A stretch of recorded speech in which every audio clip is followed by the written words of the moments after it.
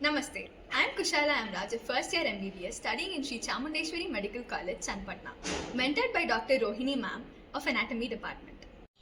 First rib is one of the atypical ribs, hence it has got some distinguishing features.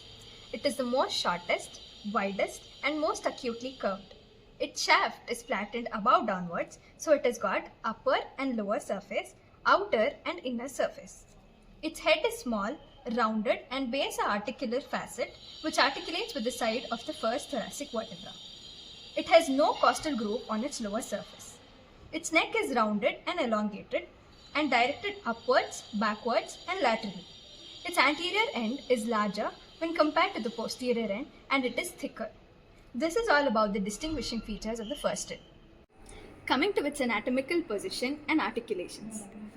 This is the first rib. The first rib is the topmost rib in the thoracic cavity and it is positioned at an angle of 45 degrees with the horizontal. Now let's talk about the articulations.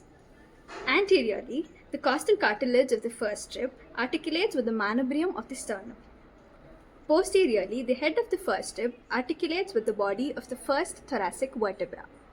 Side of the first rib can be determined by holding the rib in such a way that its larger end is directed anteriorly, its smaller end is directed posteriorly.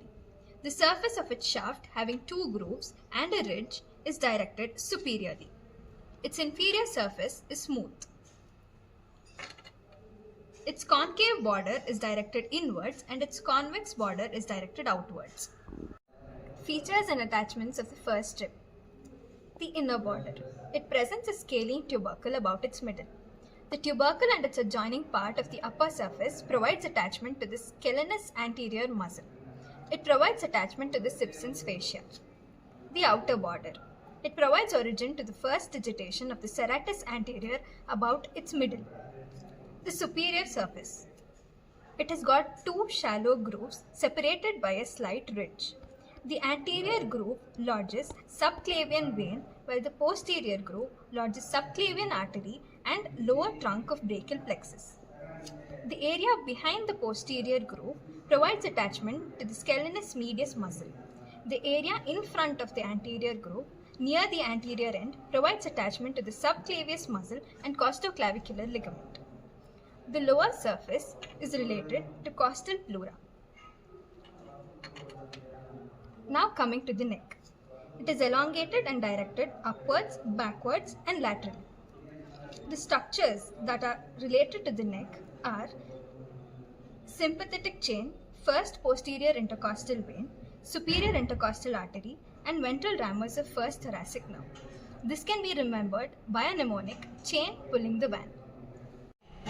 Coming to the clinical anatomy of first rib. Thoracic inlet syndrome. These are a group of disorders where the neurovascular bundles, that are the nerves, veins and arteries, are compressed between the clavicle and the first rib.